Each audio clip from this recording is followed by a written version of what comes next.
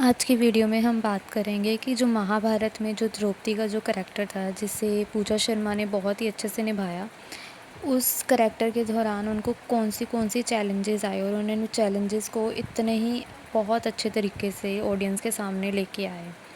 हम देखते हैं कि द्रौपदी एक ऐसी शक्ति है जिसे सिर्फ़ निभाना ही नहीं था, उसे महसूस भी करना था।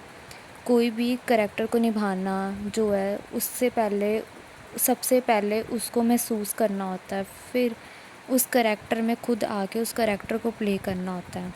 तो हम देखेंगे कि हमने महाभारत देखा है कि जो पूजा शर्मा ने जो द्रौपदी का करैक्टर जो निभाया है, कितना अच्छे से उन्होंने इस करैक्टर को निभाया। उन्होंने ये प्रूव कर दिया कि मिस इंडिया होने के बावजूद भी उन्होंने इस करैक्टर को कितने अच्छे तरीके से उन्होंने इसको ऑडियंस के सामने प्ले किया। पूजा शर्मा बताती है कि उनका जो पहला ही जो सीन था वो कितना चैलेंजिंग था, क्योंकि 20 फुट का अग्निकुंड था जिसमें उनको स्टेयर्स जो थी, सीढ़ियाँ थी, वो उनको सामने देख के उतरनी थी। वो बताती है कि वो जो सीढ़ियाँ थी वो नीचे देखे बिना उतर नहीं सकती थी, तो वो उन्होंने क्या किया कि 2 सीढ़ियाँ वो नीचे उतरती थी, फिर रुकती थी, ठीक है, सामने देख के 2 सीढ़ियाँ उतरती थी, फिर वो ठहरती थी, फिर वो नीचे देखती थी, फिर सामने देख के 2 सीढ़ियाँ उतरती। ऐसे उन्होंने अपना जो सीन था उसको प्ले किया।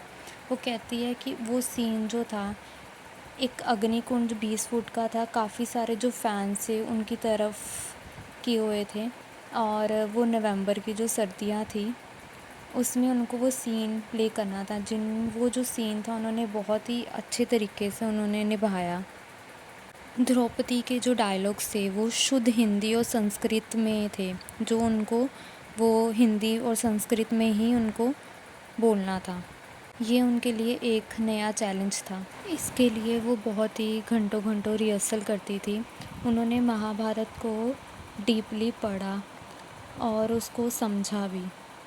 खासकर कि जो उनका मेन रोल था द्रौपदी का, उन्होंने द्रौपदी के इमोशंस, उसकी स्ट्रेंथ, डिग्निटी, पेन और उसके ट्रॉमा को इतने अच्छे से समझा। और जो चीर हरण का जो सीन था उसमें हमें उनके डायलॉग्स, उनका पेन, जो द्रौपदी का जो पेन था, वो उनका जो करैक्टर उन्होंने प्ले किया था उसमें हमें साफ साफ वो सब कुछ दिख रहा था।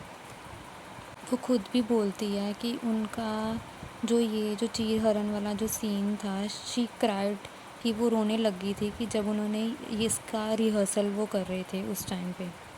द्रौपदी को जब सभा में लेके आते हैं, जो उनकी रेड आइज़ हो जाती है, वो कहते हैं कि वो रेड आइज़ का जो कारण था, उन्होंने ऑरेंज जो संतरा था, संतरे का जो पानी या संतरा उन्होंने अपनी आँखों पे लगाया था, जिसकी वजह से उनकी आँखें जल रही थी, और उस जलती हुई आँख में उन्होंने वो सारा सीक्वेंस प्ले किया था ताकि वो द्रौपदी के रोल को अच्छे से प्ले कर सकें। और जो वो कह रहे थे कि इस करैक्टर को प्ले करने के लिए वो प्रिपेयर नहीं थी अच्छे से, इसलिए उन्होंने काफ़ी टाइम लगा के उस रिहर्सल को प्ले किया। उन्होंने उस डायलॉग्स को इतनी ज़ोर से रिहर्सल की, उस डायलॉग्स की। उन्होंने वो द्रौपदी को, उस सीन को खुद समझा, उनकी पेन को, उनके ट्रॉमा को इतने अच्छे से समझा और उसको प्ले किया। वो कहते हैं कि इस रोल को प्ले करते टाइम उनको ट्रॉमा भी होते, चोट भी लगती है, बहुत कुछ होता है, बट तब भी उन्होंने इतने अच्छे से इस रोल को प्ले किया। जब वो ये रोल, द्रौपदी का जो ये रोल वो प्ले कर रही थी, उस टाइम उनका वेट लॉस भी होने लगा, जिसको उन्होंने बैलेंस किया, अपने वेट को, लॉस को बैलेंस किया उन्होंने। ये बहुत ही अच्छी तरह से उस सीन में द्रौपदी का जो दर्द था सबके सामने लेके आए वो। उन्होंने ये प्रूव कर दिया है कि जो द्रौपदी का जो सीन था वो उनके अलावा कोई इतनी अच्छी से कोई नहीं निभा सकता। उनके इस रोल को इतने सालों बाद भी कोई रिप्लेस नहीं कर सकता। उनके जो डायलॉग्स में जो पेन था, उनके इमोशंस थे, उसको कोई भी रिप्लेस नहीं कर सकता। जब ऑडियंस ने इस सीन को देखा तो वो भी खुद रोए थे। जिस पेन इमोशंस के साथ उन्होंने इस सीन को प्ले किया, उतने ही पेन और इमोशंस जो थे ऑडियंस में देखने को मिले थे। If you like the video, do like, subscribe to my channel. Thank you so much for watching my video. I hope you like this video.